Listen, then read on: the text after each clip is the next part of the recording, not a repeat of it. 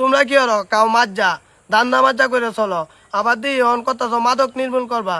তোমরাই তো মাদকের শেল্টার দাতা, তোমরাই তো সব শেল্টার দেও। তোমরা তো টিয়া পয়সা না দিলে মাদক ব্যবসায়ী মাদক ব্যবসা কথা তো না, সাধারণ পাবলিক কেমনে থাকবো। ওখানে আবার তোমরা এই যে ফেসবুকে এটা কি নতুন ধান্দা নাকি?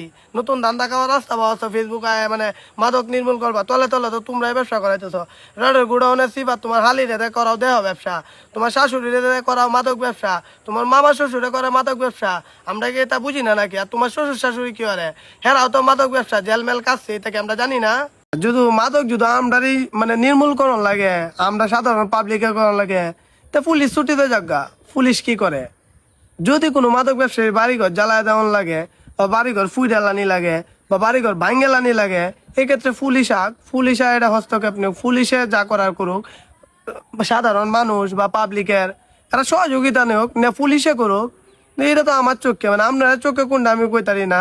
আপনারা কমেন্টের মাধ্যমে আমার জানান যে আমি কে ভুল ত্রুটি হইলে কমার দৃষ্টিতে দেখবেন।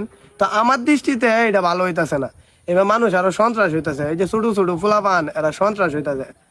আর বড় বড় ডিলার যারা আপনারা রে কই, মানে আপনারা যে সমাজের চোখে বালা সাহায্যে যারা মাদক ব্যবসা করাইছেন অতদিন, আপনারা আমার সাথে চ্যালেঞ্জে আসেন যে আমি যে কথাটা কইছি আপনারা তো আমার ভিডিওটা দেখবেন, আমার সাথে চ্যালেঞ্জ করুন। আপনারা তো মাদকের শেল্টার দাতা, আপনারা তো এই গত 15 বছর 20 বছর আমি দেখতেছি যে আপনারা এই মাদক ব্যবসায়ী কুলো বয়ে বয়ে মাদক ব্যবসা করাইছুন। নাকি এটি মিশা কথা? যদি মিশা কথা হয়ে থাকে আপনারা আমার সাথে চ্যালেঞ্জ করুন, আমি প্রমাণ সহ আপনারা দিয়ে দিই। তো এখনো সময় আছে, এটা চাইলে বালা হইন।